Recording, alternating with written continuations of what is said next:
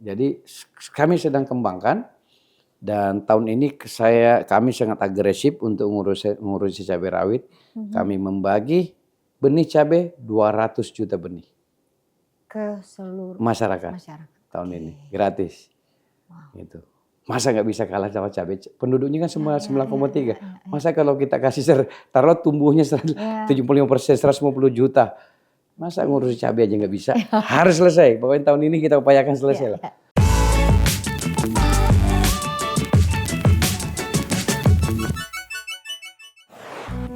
Ini adalah Sulawesi Selatan.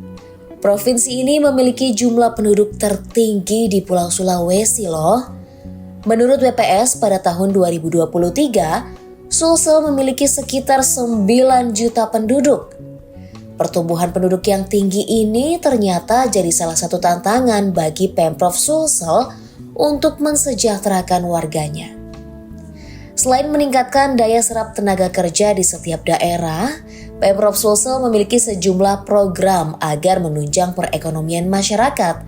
Salah satunya perhatian di sektor pertanian.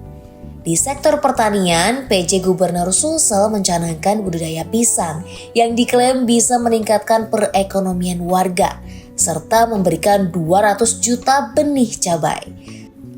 Saksikan episode Nusa Raya kali ini untuk tahu info seputar Sulsel ya. Halo, apa kabar? Kita jumpa lagi di acara Nusa Raya, program yang menghadirkan tokoh-tokoh nasional, para pejabat di seluruh Indonesia yang tentu saja menginspirasi sahabat kompas.com.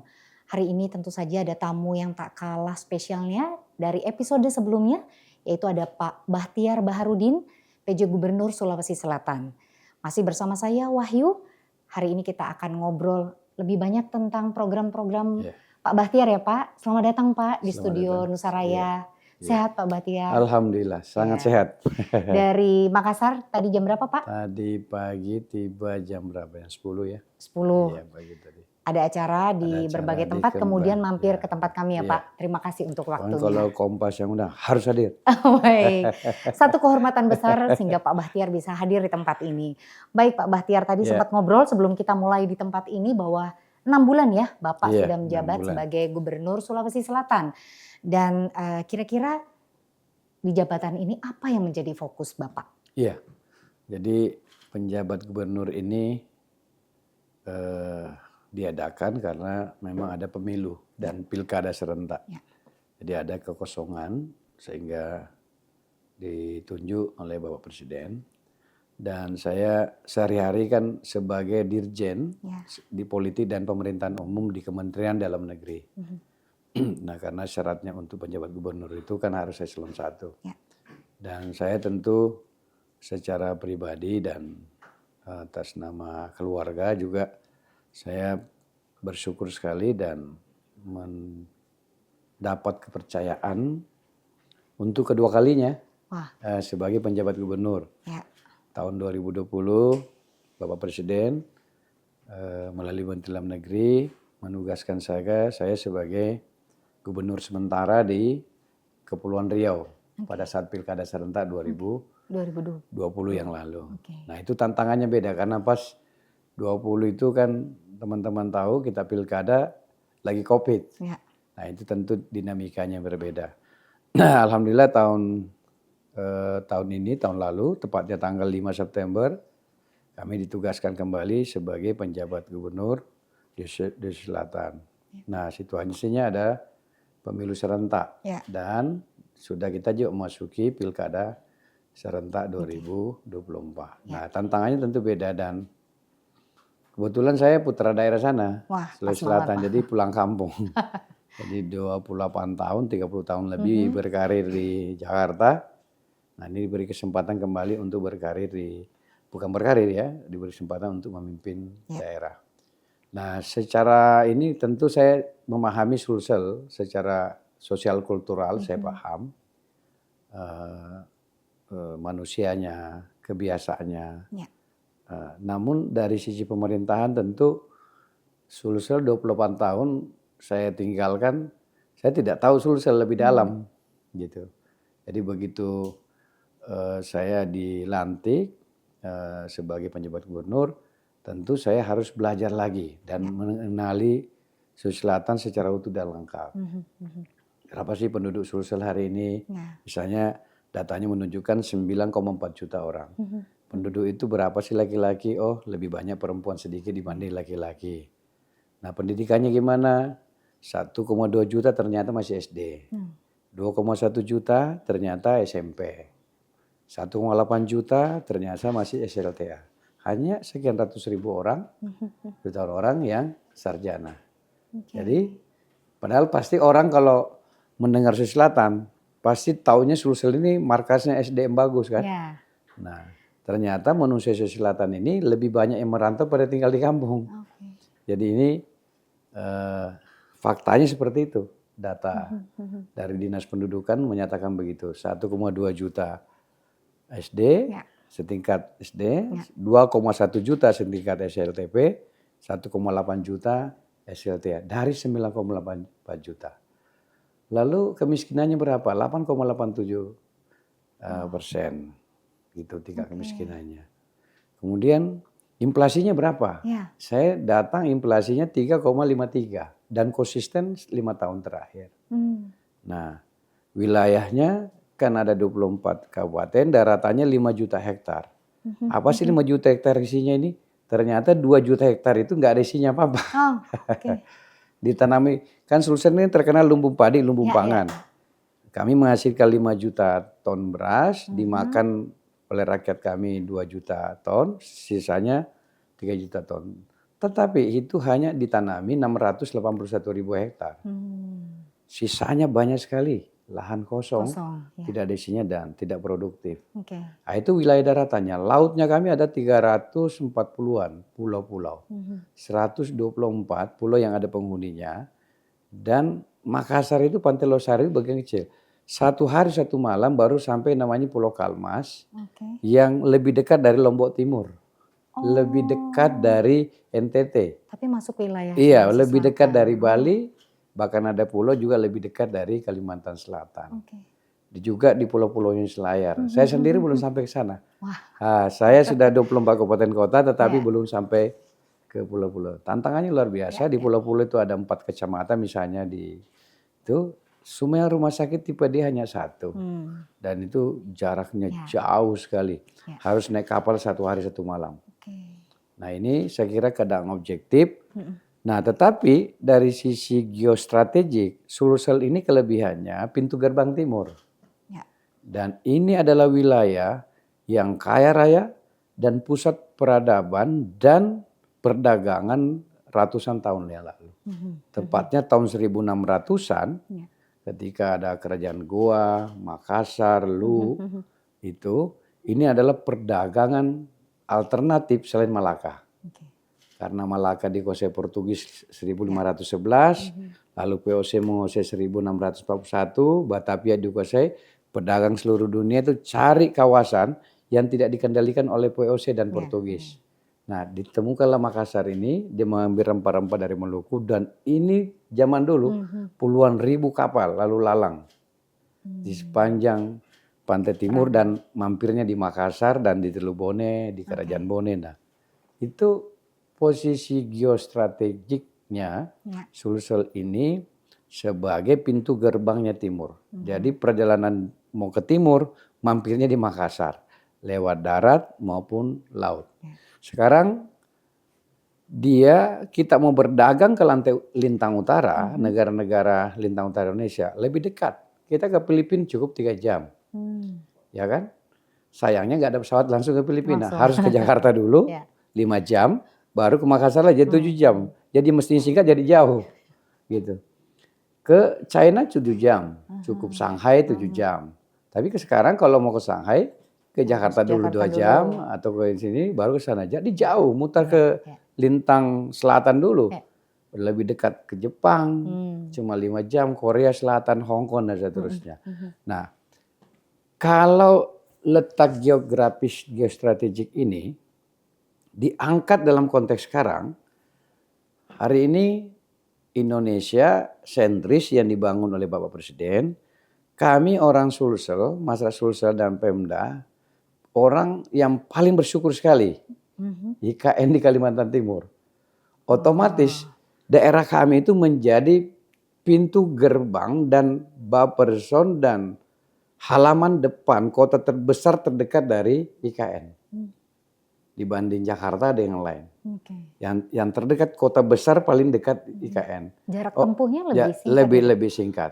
Nah, ada kota-kota lain tapi yang kecil, ada Palu, ada Mamuju. Tapi kota besar terdekat dari kami. Dan bahkan pulau-pulau kami tadi tuh Liukang, Dondong itu dekat sekali dengan IKN gitu. Jadi sumber pangan utama pasti kalau di IKN yang terbesar sumber dayanya kami.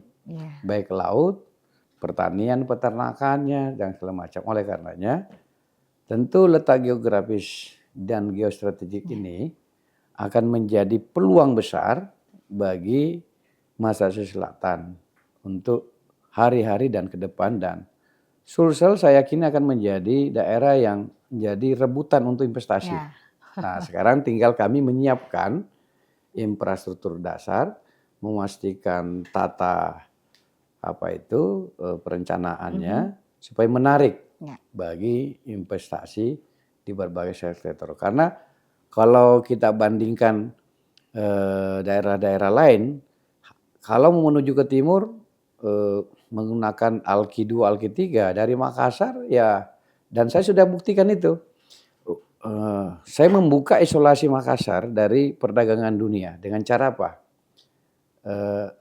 Selama ini Makassar dianggap, Sulsel dianggap hub timur, tetapi dalam praktek bisnis tidak ini. Apa faktanya? Faktanya adalah sampai saya sebelum jadi PJ Gubernur, tidak ada kapal barang logistik dari Makassar langsung ke negara-negara luar, misalnya ke Hong Kong, ke China, ke Jepang dari Makassar. Padahal kami punya pelabuhan besar, gitu. Tetap harus melalui Surabaya. Saya mau kirim ke Cina misalnya, padahal lintang utara kan Shanghai, kemudian Jepang, harus ditarik lagi lewat di Surabaya, mutar lagi ke Selat Malaka, Singapura, baru mutar lagi ke sana. Jauh sekali dan mahal sekali. Biayanya jadi lebih besar. Jadi lebih besar dan mahal, costnya tidak kompetitif jadinya harganya. Maka saya bikin langkah taktis, saya dibantu kawan-kawan Pelindo dengan International Port Container, kawan-kawan bantu saya. Lalu kami mengupayakan dan beberapa perusahaan mengupayakan membuka jalur kapal barang dari Shanghai, dari Makassar langsung ke Shanghai. Sekarang sudah ada itu kapalnya tuh. Ya paling tidak sekali seminggu sudah ada lah. Nah tinggal produksinya. Nah selama ini dari Makassar sebagai bandara internasional hanya ke 3 negara sih ya. Hanya ke Malaysia, Singapura dan ke Saudi berangkat haji. Yang langsung ya Pak? Yang sekarang existing. Nah kalau di pintu timur mestinya kan harus dibuka. Yang ke Filipina harus ke Jakarta dulu, ke Singapura baru muter lagi. Muter-muter 19 jam. Padahal kalau Filipina langsung kan cuma 3 jam selesai. Nah ini sekira landscape ekonomi yang harus kita perbaiki. Dan tidak ada angkutan barang, pesawat. Nah ketika saya sebelum jadi gubernur tidak ada, bulan 11 kami bersama tim sudah membuka sekarang pesawat kargo dari Makassar sekarang langsung Hong Kong. Jadi saya bisa jual udang yang hidup ya, yang segar itu udang ronggeng, taripang, yang lain-lain itu yang hidup-hidup itu dari Makassar dengan pesawat kargo 23,5 ton bisa langsung ke Hong Kong. Ini sedang banyak sekali yang sedang kita diskusikan untuk dibuka. Jepang, Korea Selatan dengan kawan-kawan. Cuma saya sedang menengok ke dalam, kekuatan dalam. Kalau kawan-kawan ini dari luar sudah banyak berminat, mau membuka jalur dagang langsung, tanpa lagi melalui Selat Malaka. Nah kita di Sulsel harus berbenah. Produksi harus kita tingkatkan. Ya kan produksi hasil lautnya harus ditingkatkan. Yang tadinya kan hanya dijual seputaran Makassar dan Pulau Jawa. Harus produksi pertanian, perkebunan harus ditingkatkan. Dan produksi peternakan harus ditingkatkan. Dan itu potensi terbesar dimiliki Sulawesi Selatan. Kembali pada soal yang tadi. Nah tugas utama saya sebagai penjabat gubernur, saya memformulasikan tugas-tugas sebagai penjabat gubernur sesuai dengan arahan Bapak Presiden. Ya. Nah, apa sih yang kita kerjakan yang paling prioritas dalam waktu singkat sebagai penjabat gubernur? Nah, namanya pejabat transisi tentu waktunya tidak terlalu lama, maka yang kita harus lakukan adalah hal-hal prioritas. Hal-hal prioritas yang kita bisa lakukan waktu singkat dan realistis. Enggak di langit, tapi di bumi gitu. Satu, maka saya formulasikan itu dengan 8 langkah kerja yang kita sebut langkah prioritas di provinsi. Dan ini juga saya minta kabupaten kota juga lakukan. Pertama, memastikan pelaksanaan pemilu dan pilkada serentak 2024 terlaksana. Saya datang ke Makassar, mau pemilu, kan harus memastikan dulu ada uangnya tidak. Ternyata saya datang belum ada duitnya. Ini pekerjaan pertama dan mengharukan juga gitu. Maka saya diskusi cepat dengan kawan-kawan internal gitu. Karena saya datang bulan 9, lah ini kok gak ada duitnya. Jadi saya diskusi dengan teman-teman DPRD, alhamdulillah memberi pengertian internal, ya terpaksa kita harus melakukan penghematan. Lalu kita menggeser anggaran sekian ratus miliar, 600 miliar atau berapa gitu. Nah, alhamdulillah teman-teman DPRD, saya salut hormat dengan teman-teman DPRD Provinsi Sulsel. 9 fraksi saya datang di DPRD, semua saya ajak bicara. Teman-teman, bagaimana baiknya? Alhamdulillah beliau pimpinan anggota DPRD Sulsel luar biasa, respect, dan akhirnya kita bisa mulai siang anggaran untuk pilkada. Jadi selamatlah pilkada itu ada uangnya. Gitu. Yang kedua, saking kompaknya kami kan teman-teman DPRD, kami lalu menjadi justru Pemda pertama di Indonesia, masuk kelompok pertama yang menetapkan APBD lebih awal dari provinsi lainnya. Yang tidak pernah terjadi di Sulsel puluhan tahun. Itu lebih awal penetapan APBD-nya. Jadi 6 November saya sudah tetapkan APBD 2024. Jadi itu yang tidak pernah terjadi di waktu-waktu sebelumnya. Jadi enak kalau kompak itu semuanya bisa kita lakukan. Karena daerah ini nggak bisa kita jalani gubernur sendiri. Namanya pemerintahan daerah. Jadi itu adalah gubernur dan DPRD. Gitu. Jadi dia satu kesatuan yang tidak bisa. Nah, apa yang dilakukan berikutnya? Memastikan pemilu dan pilkada serentak itu jalan, maka seluruh tahapan itu harus dilakukan. Nah, apa inovasinya? Belajar dari 2019 karena ada kejadian kelelahan dan seterusnya. Boleh dicek. Tanggal 15 apa tanggal 6 September surat resminya juga ada. Satu-satunya provinsi di Indonesia yang membuat semacam satgas kesehatan untuk pemilu. Sejak bulan November. Dan saya bentuk timnya. November ya? Iya, persiapannya Jan, itu orang-orang dinas kesehatan, kesehatan Pemprov, kabupaten kota, kemudian TNI Polri, kemudian relawan, kampus-kampus, dan relawan. Kami bentuk untuk mendampingi 26.000 TPS Selatan. Dan karena kami lakukan, dapat apresiasi kawan-kawan Bawaslu, lalu diangkat menjadi kebijakan nasional. Nah, dan boleh dicek rekam jejak digitalnya, yang pertama kali melakukan di Indonesia itu kita. Gitu, yang jadi inovasi ini kemudian menjadi lalu ide dilakukan nasional ya. Tapi pasti kami lebih siap karena kami siapkan anggarannya, siapkan orangnya, siapkan peralatannya, manajemennya terorganisir. Jadi relatif soal peranganan kesehatan pasti kami yakini kawal lebih baik karena itu sebenarnya menduplikasi pengalaman saya waktu jadi penjabat sementara gubernur di Kepri tahun 2010. Pilkada di saat COVID ya. Jadi kami buat di hari H itu dan menjelang hari pasca hari H itu adalah siaga 1 seluruh petugas-petugas kesehatan mendekati TPS. Jadi kalau ada yang sakit, ada yang kurang sehat bisa diperiksa segala macam diperiksa, dilakukan penanganan gitu. Nah, jadi kita tempatkan siaga 1 di sekitar ya. Jadi seperti siaganya TNI Polri, ini petugas kesehatan dan dibekali surat tugas. Namanya dilengkapi semua gitu sehingga dan sejak awal sudah kita koneksikan dengan teman-teman KPU dan Bawaslu. Boleh dicek sama kawan Bawaslu. Nah, itu yang pertama kita lakukan.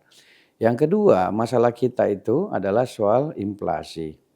Inflasi ini sebenarnya bukan sekedar angka-angka. Inflasi ini adalah korelasinya adanya ketersediaan bahan pokok untuk masyarakat.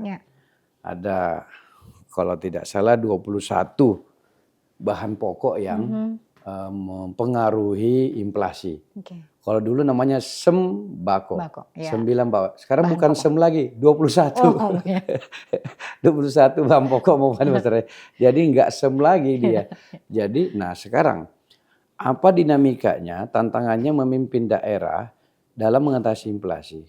Konkretnya gini, dalam sebuah provinsi atau dalam sebuah kabupaten, gitu, taruhlah Makassar, taruhlah Maros yang dekat kami, tidak ada satu kabupaten di Indonesia yang mampu dan bisa menghasilkan 21 bahan pokok itu dalam satu kabupaten.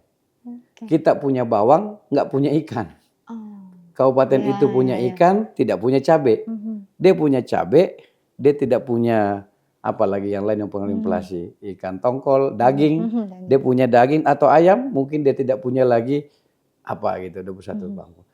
Jadi pasti menangani inflasi dibutuhkan leadership. Dibutuhkan leadership. Yang kedua, mengelola 21 bahan pokok ini itu karena tidak ada di daerah kita, ada di daerah lain, ya pasti kalau nggak dikelola secara baik, tidak ada sistem, tidak ada tata kelola, itu pasti kan pagi harganya gini, sore bisa berubah, besok berubah lagi, apalagi ada faktor cuaca dan seterusnya. Dan hebatnya lagi, si inflasi ini ada juga dipengaruhi faktor-faktor di luar kewenangan Pemda. Misalnya BBM, biaya transportasi, udara, segala macam. Itu kan di luar kewenangan gubernur, di luar kewenangan bupati. Oleh karenanya kesimpulannya, menangani inflasi rumusnya leadership. Kemampuan seorang gubernur, bupati, wali kota itu berkoordinasi, bekerja sama dengan seluruh pemegang otoritas. Ada TNI, ada kepolisian, ada kejaksaan, ada DPRD, ada teman-teman Bulog, ada OJK, ada BI, ada asosiasi, dan teman-teman pemerintah kabupaten, kemampuan kita situ. Saya datang tanggal 5 September, tanggal 6 ke Makassar, 2023, inflasi 3,53%, 3,3%. Kami organisir itu, saya bedah masalahnya, saya organisir 1 bulan, kami bisa turunkan 1 poin dari 3,53, bulan 10 langsung menjadi 2,33. 1 bulan saja. Rumusnya yang dilakukan apa Pak? Sederhana saja, banyak sowan pada orang, sowan pada TNI, teman-teman ini, banyak koordinasi aja kawan-kawan, datang ke Bulog, datang ke kawan-kawan, dan semua kawan-kawan itu ini. Dan kami bikin task force lah, organisir kabupaten kota untuk melakukan itu. Sebulan kemudian, tanggal 1 Desember ya, 2023, kami sudah masuk pada angka terbaik di bawah rata-rata nasional. 32, berapa itu? 2,79 atau tapi kami pasti 1 Desember di bawah rata nasional. Ada Nataru, itu tetap kita kendalikan. Di tempat lain, pada saat El Nino akhir tahun, kesulitan soal pangan. Justru masyarakat kami senyum. Kenapa? Lagi jualan cabai. Pada saat musim kering, air danau tempe kami pompa. Kami tanam bersama Bupati Wajo, luar biasa Pak Imran. Terima kasih Pak Imran, mantan Bupati Wajo karena beliau sekarang sudah 5 tahun. Dipompa itu air danau tempe, kita tanam cabai 2.000 hektar. Nah 1 hektar menghasilkan 20 ton kali Rp40.000, 800 juta per ton. Kali 2.000 ton sama dengan 1,6 triliun rupiah. Senyum-senyum itu masyarakat kita itu. Di saat El Nino justru senyum-senyum. Cabainya dibeli dari Jakarta 40.000, pakai kapal udara ke Jakarta 20.000, dijual di pasar induk Jakarta 80.000. Sampai di saya 100.000. 100.000. Jadi kami sebenarnya penghasil cabai. Nah, walaupun juga cabai mempengaruhi inflasi kami, tetapi kami produsen cabai dan kami serius menangani cabai ini. Kami punya cabai spesifik sekaligus promosi ini. Kalau cabai itu rawit, umurnya rata-rata hanya 2 tahun. Kemudian harus. Kami punya namanya cabai Salo 2. Cabai Salo 2? Salo 2 itu adanya, Salo 2 itu 2 sungai. Salo 2 itu adanya di kampung, adanya di Mahiwa, Kabupaten Nrekang, Sulsel. Itu bedanya apa Pak dengan cabai? cabai? Dia usianya 4 tahun. Terus dia warna-warni, keren warnanya. Nah, kalau di pasar lebih mahal dia. Dia kalau cabai biasa 2 tahun, dia usianya 4 tahun. Maka ini saya lagi proses sertifikasi supaya bisa di katalog, bisa diproduksi. Kami juga punya cabai khas di Tator, namanya lebih pedes. Tapi bentuknya kayak ceri ya, kayak ceri, kayak tomat kecil gitu. Unik kalau seperti bunga-bungaan, namanya cabai katokong. Itu keren juga, kalau di Tanah Toraja. Gitu. Ada lagi cabai lapening ya di Sopeng. Jadi kami sedang kembangkan dan tahun ini kami sangat agresif untuk ngurusi cabai rawit. Kami membagi benih cabai 200 juta benih ke seluruh masyarakat. Tahun ini gratis. Gitu. Masa nggak bisa kalah sama cabai? Penduduknya kan semua 9,3. Masa kalau kita kasih taruh tumbuhnya 75%, 150 juta. Masa ngurusi cabai aja nggak bisa? Harus selesai. Pokoknya tahun ini kita upayakan selesai lah. Nah, jadi inflasi kan bukan hanya cabai, tapi faktor-faktor yang lain juga sedang kita upayakan secara maksimal. Soal inflasi. Yang kedua berikutnya adalah soal kemiskinan ekstrim. Nah, ini kan ada target-target yang harus dipenuhi dan soal penanganan gizi buruk dan ini tantangan daerah dan pemerintah pusat menginginkan memang targetnya dan arahannya bagaimana di tahun ini bisa sampai di 0. Baru 2 atau 3 daerah yang sampai 0. Nah, ini memang angka kemiskinan di Sulawesi Selatan yang tadi saya sebutkan angkanya 8,87%. Kalau didetailkan angkanya mungkin masih ada 90 ribuan kemiskinan yang tersebar di seluruh kabupaten kota. Dinamikanya adalah kami punya wilayah yang jauh sekali dan semuanya serba di Makassar kan. Gitu, gunung-gunung, tebing-tebing tinggi sampai ke Tator itu belum ke pantai timurnya itu. Jauh sekali dan tidak terkoneksinya itu tantangannya jalannya dengan segala macam jalur transportasi. Jadi di gunung-gunung itu memang kesulitan ikan, peternakan. Walaupun kita tahu cukup makan 2 telur, masalahnya di gunung itu nggak ada telurnya. Ikan, cukup makan ikan 1 batang, 1 ekor. Ikannya yang tidak ada, gitu. Maka apa yang kita lakukan? Hadirkan ikan di gunung. Nah, cara menghadirkan ikan di gunung gimana caranya? Orang nggak ada sungai, nggak ada bendungan, bikin bioploh. Nah, tahun ini saya bikin bioploh banyak sekali. Kolam terpal lah. Nah, kolam terpal dengan ikan nila.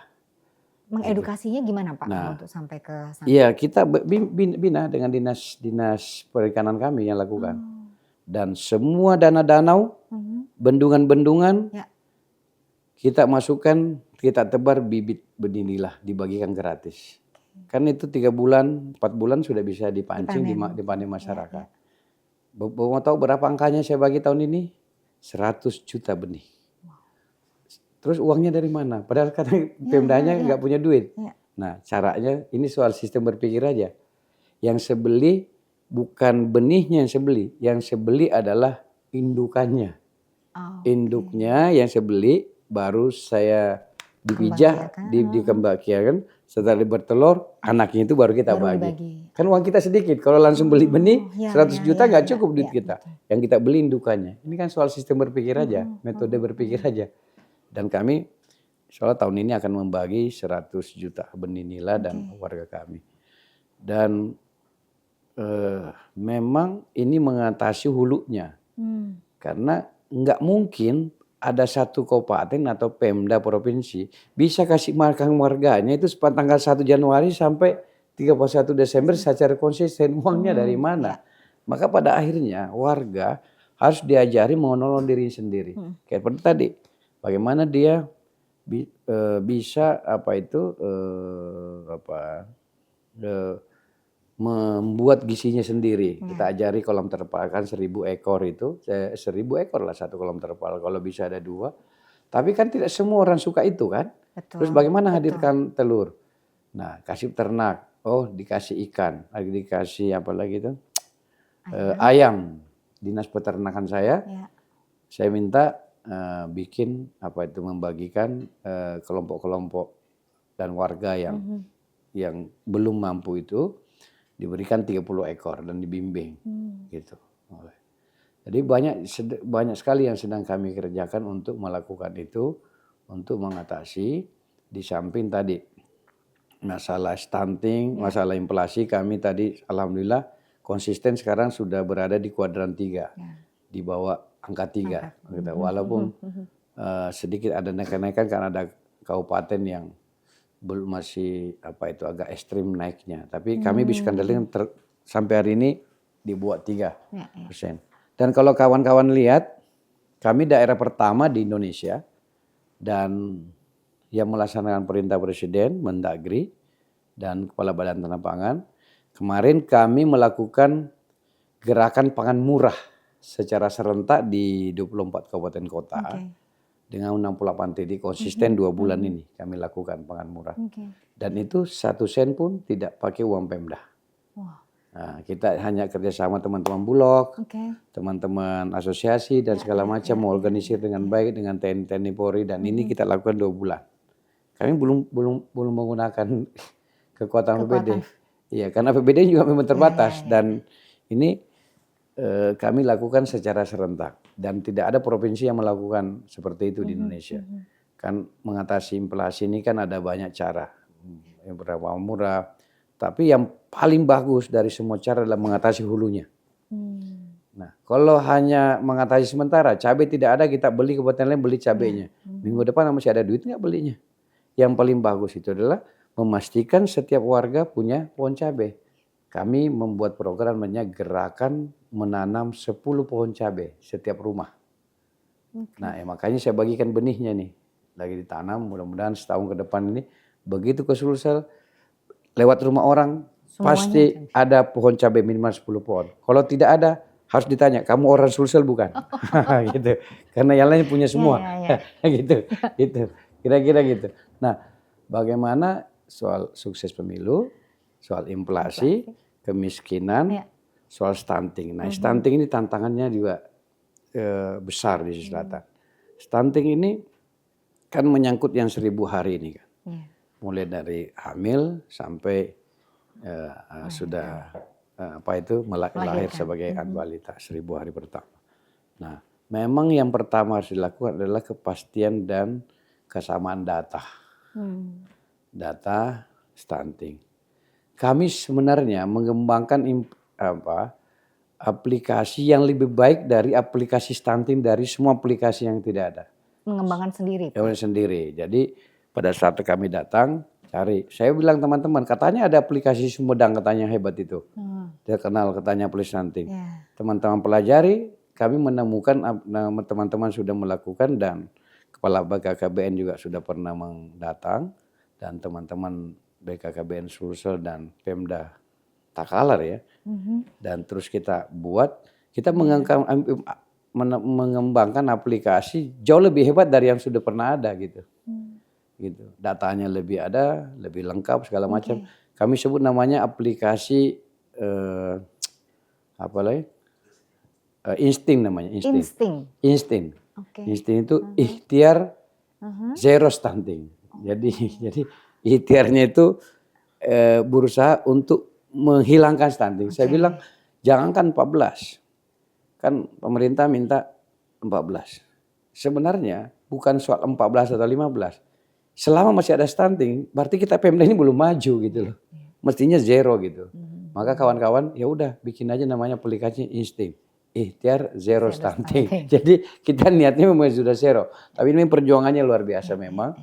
Yang sedang kita kerjakan tentu metode-metode kerja penanganan secara personal, kemudian secara kolektif, kelompok ini terus kita konsolidasikan. By name, by address. Dan ini kan datanya dinamis, ya kan namanya edukasi juga harus kita lakukan mulai dari ibu-ibu hamil sampai anak-anak ini. Ini tentu pekerjaan karena penduduk ini kan penyebaran penduduk Sulsel ini kan tidak ngumpul setempat. Satu tempat, ada tinggal di gunung-gunung, di lembah, di pantai, ada di pulau-pulau. Nah tantangannya memang juga, tapi dengan kebersamaan mudah-mudahan kami bisa turunkan dengan angka waktu saya datang masih 27. Nah saya belum cek data terakhir. Bayangkan mau menurunkan angka 27 di titik saya datang untuk menjadi 14. Ini target 2024. Ini saya kira Harus segala jurus kita lakukan dan seluruh ilmu-ilmu dan metode harus kita lakukan. 2714 dalam tempo kurang dari setahun dan dengan kekuatan sumber daya yang terbatas gitu. Nah, berikutnya kan menyangkut soal ketahanan pangan, kelautan pangan, menyangkut soal sinergi pusat dan daerah. Tadi ada stunting, gizi buruk, kemiskinan, inflasi. Nah, saya lalu berpikir, kalau kita urut-urutkan sistem berpikir kita, mau stunting, mau gizi buruk, kemiskinan, inflasi, mestinya harus bisa di tahanan pangan, mestinya harus cari satu batu atau satu obat yang bisa kita mengatasi semua. Kenapa orang stunting? Kan nggak punya, bukannya nggak ngerti makan telur, betul, bahwa itu sehat, tapi emang nggak ada duitnya beli telur, kayak gitu. Makan minum susu itu bagus setiap hari, bukan nggak ngerti itu, cuma memang nggak ada duitnya. Ya, kenapa dia tidak? Kenapa dia miskin? Memang nggak ada duitnya, gitu, nggak ada duitnya. Kenapa inflasi juga, gitu kan, gitu. Nah, jadi memang kalau kita urutkan itu soal urut-urutkan saya persoalan, kita harus cari batu untuk menyelesaikan semua. Kalau saya sederhana, udah ketemu batunya, alatnya, itu. Yang harus kita lakukan adalah tingkatkan pendapatan masyarakatnya. Gitu. Daripada kita muter-muter diskusinya, gitu. Kan kita diskusinya nanti soal kemampuan APBD memberikan proteksi, kemampuan APBD memberikan bantuan segala macam. Masalahnya uangnya kagak ada, gitu. Nah sekarang terhadap rakyat saya nih, rakyat Sulsel ini, masyarakat Sulsel 9,4 juta ini udah jelas-jelas angkanya sekian, pendapatannya, lapangan kerjanya juga masih, penganggurannya juga masih ada. Tapi kami punya potensi. Nah, bagaimana lahan-lahan ini kita jadikan produktif, menciptakan pekerjaan baru dan pendapatan baru di luar yang sudah didapatkan selama ini. Sekarang kami scan nih, oh investasi Pak. Investasi kan gitu, keren-kerennya kan meningkatkan pertumbuhan. Pertumbuhan saya baru waktu saya datang 4,05. Nasional sudah lebih 5. Mutar kita alhamdulillah per diskusi hari ini sudah 4,51. Ya lumayan lah naik. Karena dengan kekuatan uang APBD nggak pasti. Saya berhasil menggerakkan KUR itu kurang lebih 15,4 triliun sampai Desember. Terbesar di luar Pulau Jawa. Mendapat apresiasi dari Kepala OJK Pusat dan sehingga tahun ini kami dikasih alokasi KUR 30 triliun oleh Menko Perekonomian. Mudah-mudahan ini menggerakkan ekonomi masyarakat. Oleh karenanya harus dicari kan jalan keluar. Oh investasi Pak, sekarang investasi membangun pabrik-pabrik, membangun segala macam. Masalahnya Sulsel itu krisis listrik. Sampai hari ini. Pada saat El Nino kemarin, Sulsel itu pemadamannya semula 3-5 jam, penambahan bergilirnya 5-7 jam. Terpaksa pabrik-pabrik besar seperti Pale, Tonasa, Wadi, kami suruh turunkan produksinya supaya listriknya bisa pakai rakyat itu. Kami krisis listrik. Karena kalau listrik sudah tidak ada, menjadi tidak logik orang bikin pabrik. Memang pabrik nggak pakai listrik. Maka pekerjaan pertama yang harus dilakukan oleh Sulsel hari ini adalah bagaimana membuat energi baru, listrik. Dan listrik tidak mungkin dibangun dalam tempo setahun. Minimal 16 bulan, 15 bulan. Kecuali ngimplan dari luar, yang kapal pakai gas itu langsung itu juga melalui prosedur dari PLN. Jadi logiknya setahun ke depan sebagai penjabat gubernur, tidak mungkin mendapatkan investasi dalam volume besar. Itu mimpi yang tidak realistis gitu. Maka apa yang harus saya pikirkan? Cari sumber alternatif yang bisa membuat masyarakat kami bisa bekerja, hidup, investasi juga, tapi yang tidak menggunakan listrik. Kalaupun listrik nggak banyak-banyak, ya kembali lagi ke yang punya kekuatan saya, kekuatan kami itu adalah laut yang luas, punya danau yang banyak, perikanan bisa, kemudian peternakan ada dalam pertanian perkebunan. Itu kalau yang kita lakukan. Dan sektornya apa? Ya padi jagung oke. Tetapi kenyataannya dengan kemampuan yang ada gitu, padi jagung itu ternyata tidak mampu mengangkat ekonomi masyarakat selatan. Gitu. Yang ada itu gunung-gunung jadi gundul, longsor karena gunung-gunung lalu dikupas semua, dipotong pohon-pohonnya lalu ditanami jagung semua.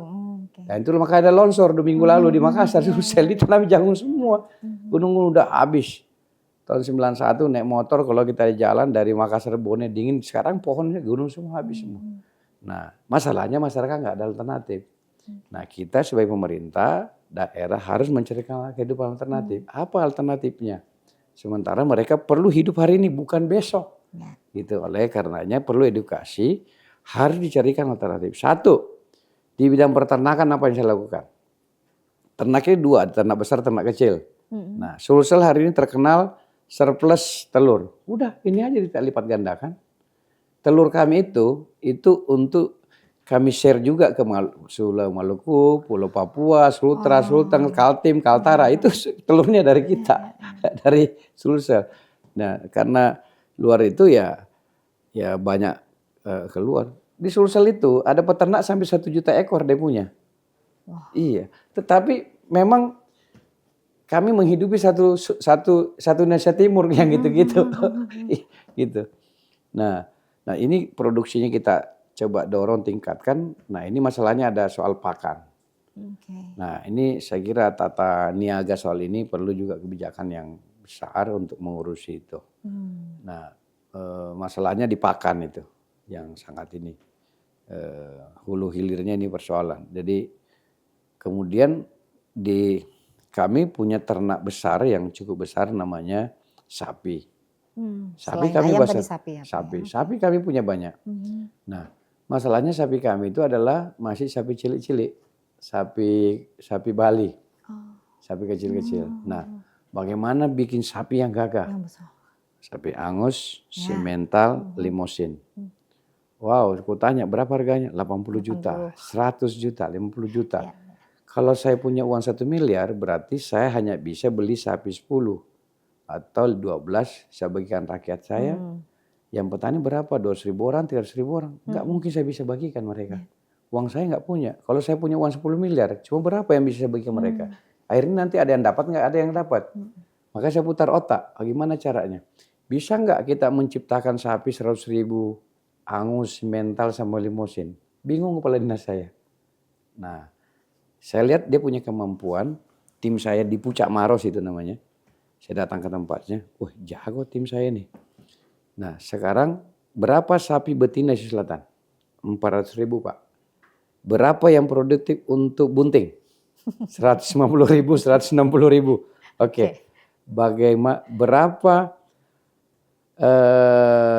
sapi yang kebutuhkan betina untuk menghasilkan strol sperma untuk kita suntikan bibit-bibit unggul itu. Oh dihitung. Ketemu angkanya. Ya udah gini, sekarang saya belikan kamu seluruh indukan sapi Limousin, indukan sapi Simmental, indukan sapi Angus itu. Kita kawinkan, ambil itunya spermanya, pembuahannya bisa dapat 200-250 strol. Ini saya perintahkan kamu suntikin di sapi betina Selatan. Setahun ke depan, 9 bulan setahun ke depan. Di Sulsel nanti akan ada 150.000 kurang lebih sapi baru Selatan dengan wajah baru. Wow, tinggi-tinggi, gagah, besar gitu. Varian baru dengan murah. Yang lama tetap kami pertahankan juga. Sapi Bali yang ada pusat-pusat tetap yang bertahankan yang murni, misalnya di pemurniannya sapi Bali di kabupaten tertentu. Nah itu kami lakukan. Nah terus di Sulsel juga itu ternyata kami punya potensi di Nrekang itu susu sapi. Kami punya kebiasaan makan dange namanya situ. Dange di Nrekang itu. Jadi sapi di situ juga ada susu ya. Sapi perah di situ ada. Ini juga lagi dorong untuk kita kembangkan dalam jumlah banyak. Kambing juga sedang saya kerjakan. Kemudian itu metodenya gitu semua. Saya beli indukannya, kemudian dikembangkan dengan metode inseminasi buatan. Nah, tapi kita lakukan gratis pada seluruh masyarakatnya supaya. Tapi menyebar di seluruh Selatan. Selatan. Saya pokoknya harus dibuntingkan semua supaya kita melahirkan yang banyak. Karena insya Allah tahun ini mudah-mudahan dalam tempo 3 bulan ke depan. Makanya saya keliling-keliling tuh ikut-ikut sama kawan-kawan ngasih itu kawan. Nah itu di bidang peternakan ya, baik ternak besar maupun ternak kecil sedang kita kerjakan, dan kami punya ayam di situ khas namanya ayam ketawa. Pernah dengar? Pernah. Ayam ketawa. Ya. Ayam ketawa itu dari kampung kami itu. Oh. Kampung Kawi. Yang dijual bukan dagingnya tapi suaranya. Ini namanya ayam artis, ya kan? Harganya bisa 2 juta, 5 juta ayam ketawa itu. Ini sedang saya kembangkan. Saya bilang ini kalau kita bisa kembangkan sampai ratusan ribu, ini komoditi ekspor karena dia unik kan. Gitu. Dan ayam itu adanya dari sidrap. Ya, kami sedang kembangkan tahun ini supaya ini ayam artis ini bisa berkembang gitu. Karena harganya nggak ada di bawah 2 juta. Gitu satu ini, apalagi yang jantannya. Ini sedang saya kembangkan. Ini jadi duit semua ini. Waduh. Iya. Jadi nanti Seluruh harian jadi ada ya, Pak jadi ya. ya gitu. Saya kira gitu. Saya bidang pertanian, saya kira ini yang paling perikanan di pinggir-pinggir laut itu memang nelayan kami kan ada 2000 km lebih panjang pantai selatan baik pantai barat maupun timur. Masalahnya di laut itu karang-karang sudah habis. Maka ikannya jauh-jauh.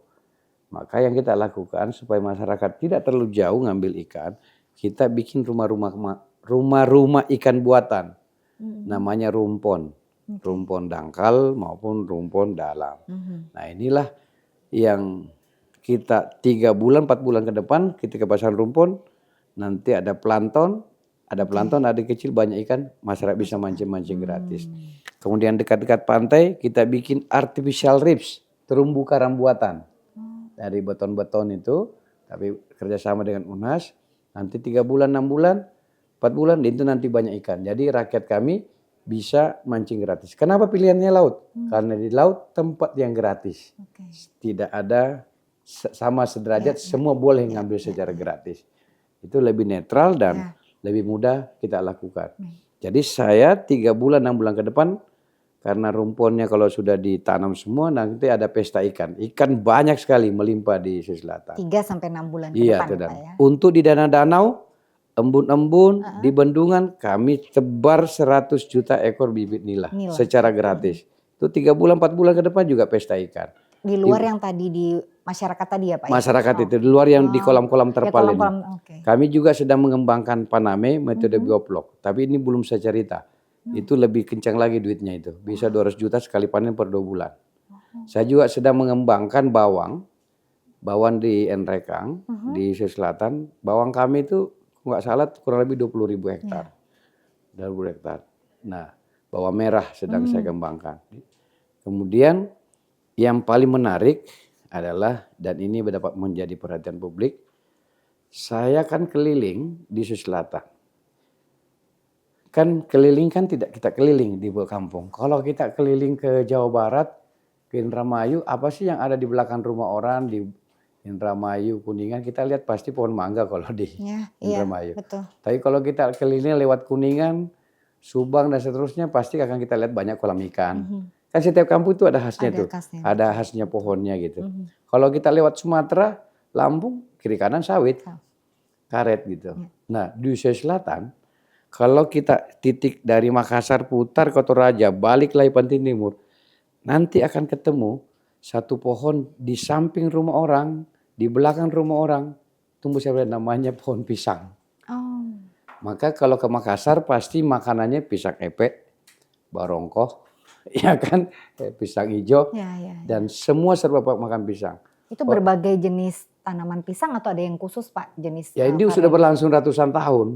Dan jadi pisang itu adalah tanaman dan makanan budaya orang Sulawesi Selatan, orang Bugis Makassar itu. Jadi pasti kalau Makassar disajikan pisang epek, pisang mandar, pisang hijau, semua barongko, semua ada yang direbus, digoreng, dibakar, semua.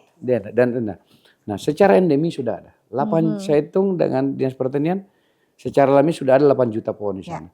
Masalahnya selama ini belum dijadikan komoditi untuk sumber pendapat masyarakat. Nah, saya panggil orang kampus, kawan-kawan saya yang sudah sukses di Lampung. Kalau pernah masuk di mall kan ada Sampret, ini mohon maaf sebut ya, merek ya, kan. ya. Ada pisang KBND segala macam. Betul, betul. Ternyata mereka itu bisa menghasilkan triliunan duit dengan lahan tidak terlalu banyak. Gitu. Nah, setelah kita lakukan riset dan segala macam, nah saya ajak kampus Unhas, ternyata jauh lebih menguntungkan nanam pisang dibanding sawit. Pemprov ini punya sawit di Bone-Bone di utara. 1 hektar sawit itu hanya menghasilkan 40 sampai 60 juta rupiah per hektar. Tanam pisang minimal 160 juta rupiah per hektar sampai 320 juta rupiah. 7 bulan sudah bisa panen, 9 bulan sudah bisa panen. Nah, masalahnya ini harus dikembangkan menggunakan metode tata cara perlakuan budidaya. Jadi pisang sekarang ini jangan panggil petani, namanya pengusaha pisang. Nah, jadi kami memperkenalkan oleh sosial, jangan peternak ikan tadi itu, petani petambak itu, jangan disebut peternak, pengusaha ternak. Jangan kau panggil petani cabai, kau panggillah dia pengusaha cabai. Kenapa? Uangnya lebih banyak daripada pegawai negeri. Cabai 1 hektar itu 800 juta. 1 hektar pisang minimal 300 juta, 200 juta per tahun. Ya, dan lebih mudah dikerjakan. Gitu. Kami juga sedang tanam nenas. 8 juta pohon. Nah, tanaman endemis satu lagi yang ada di Sulawesi Selatan itu adalah sukun. Sukun. Tahu sukun? Tahu. Nah, mangga, bukan mangga. Pisang dan sukun ini adalah tanaman yang aman dari sisi kesehatan. Mulai dari bayi sampai orang tua semua bisa makan. Hampir tidak ada isu kesehatan. Bau apa segala macam nggak ada. Gitu. Dia bisa dimakan fresh mentah, digoreng, dibakar, dikukus. Bisa juga kalau mau tahan bikin tepung. Nah, ini sedang kami tanam dalam jumlah besar. Pisang sedang kami tanam kurang lebih ke depan kita progres untuk sampai 500.000 hektar atau 1 miliar pohon. Tapi bertahap. Dan kalau ini sukses saya lakukan setahun depan, Indonesia akan menjadi penghasil pisang terbesar seluruh dunia. Kami sudah pelajari Davao, Filipina. Tim saya sudah pelajari ke sana. 30 orang, tim kami sudah belajar di tempat-tempat lain. Kami sedang kerjakan ini. Teman-teman dari Lampung juga ikut bantu, teman-teman pengusaha tempat lain. Kami menjadi produsen pisang terbesar. Di area khusus ya Pak ya? Iya ada ininya, ada di assessment juga lahan yang cocok karena harus ada air dan perlakuannya. Dan itu menjadi komunitas baru. Dan warga yang tadinya tidak punya pendapatan minimal mungkin dia bisa pendapatan 5 juta, 3 juta per minggu. Gitu. Jadi di kampung nanti akan ada kehidupan. Sukun juga saya tanam kurang lebih 3 juta pohon. Durian saya tanam kurang lebih 500.000 pohon. Nangka, madu kurang lebih 2 juta pohon. Belum nenas.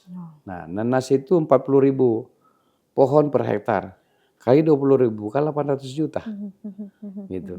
Ini semua sedang saya kerjakan. Jadi saya bilang sama masyarakat, untuk jadi orang kaya tidak harus ke kota. Sekarang kami buat itu bagaimana supaya bisa jalan.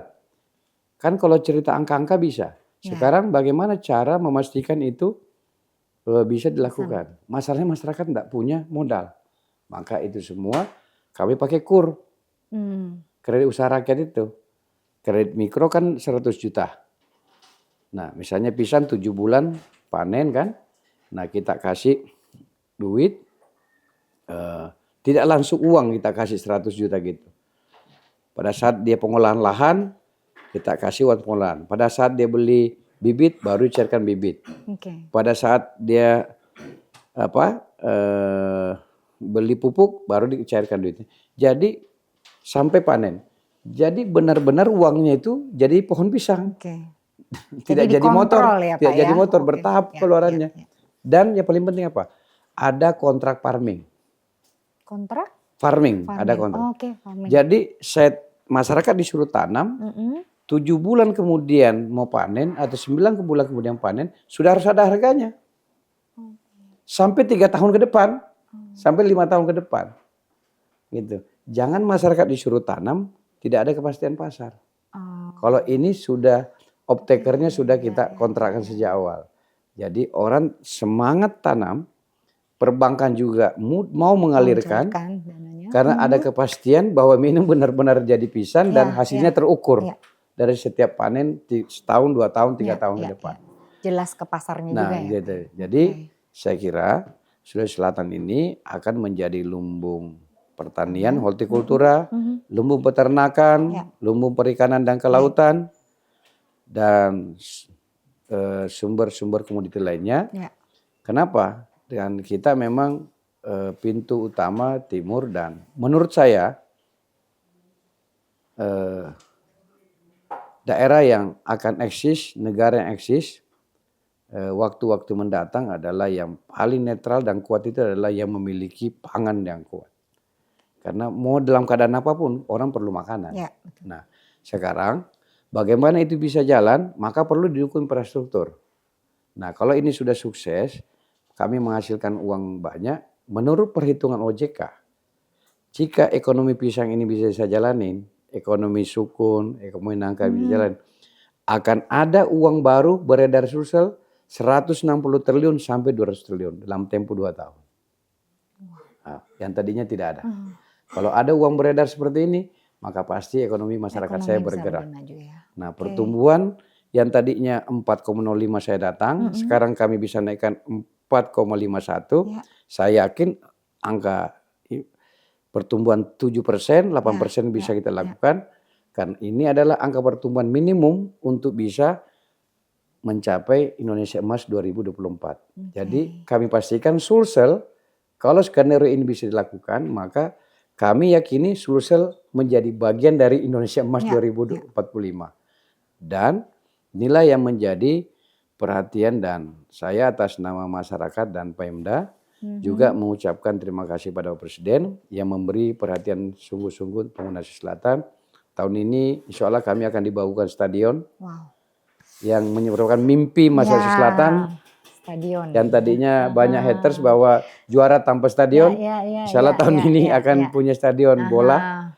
Kemudian kita juga punya pelabuhan, terima kasih. Kita dikasih yang diresmikan Bapak Presiden kemarin, Newport itu kapasitasnya 2,5 juta tius. Nah, per tahun. Nah, itu pelabuhan terbesar nomor 2 setelah Tanjung Priok. Kemudian kawasan ini akan dibangun sebagai megapolitan atau metropolitan Makassar dengan hinterlandnya 5 kabupaten kota dalam suatu ekosistem ekonomi, tata kota, wilayah, airnya segala macam ya seperti Jabodetabek. Nah, tetapi tentu ini persiapannya lebih bagus. Sebelum jadi rumit seperti Jabodetabek, kita tangani lebih awal. Makassar kalau datang hari ini kan masih sumpah kan, pastilah karena memang belum ada jalan lingkarnya, belum ada ini. Tetapi kalau ini bisa dijalankan secara konsisten, wajah Sulsel mungkin 3 tahun, 5 tahun ke depan, wow, dia akan menjadi harapan kita. Ya kira-kira mungkin ya kawan-kawan nyebutnya Shenzhen sih, karena itu kan kota yang dibangun China ya sebagai alternatif dari Hong Kong kan, gitu, yang disulap dalam tempo yang tidak terlalu lama. Nah, kira-kira sulapan itu bisa nggak dilakukan pada Makassar sekitarnya? Sedang dikerjakan, dan terima kasih kami juga pada masyarakat Sulawesi Selatan karena kami ini di Sulsel, saya kan dirjen politik, tahu situasi keamanan dan cuaca politik di Indonesia dari pemilu ke pemilu. Biasanya Sulawesi Selatan itu selalu ditempatkan daerah yang tingkat kerawanan tinggi atau paling tidak sedang mendekati tinggi. Dan saya datang pun, waktu sebelum saya datang juga cuacanya diprediksi demikian dari indeks kerawanan pemilu. Sebulan 2 bulan kita kerjakan sampai level desa dengan Forkompimda. Makanya saya terima kasih dengan Kapolda, Pangdam, Ketua DPR dan anggota DPR. Kemudian Kajati, dalam Tama, Lanu, semuanya kerja bareng, ini ulama juga, tokoh-tokoh agama. Kita justru menjadi daerah teraman di Indonesia dalam hal pelaksanaan pemilu, hampir nggak ada gelombang. Jadi saya bilang inilah Sulsel yang sejatinya, gitu. Jadi aman, damai, jadi tenang, semua bisa kerja. Ya riak latul tuntam juga hampir nggak ada, dan semua bisa berjalan dengan baik karena situasi aman menjadi hasrat utama, membuat orang mau data investasi, mau datang usaha, kerja bareng.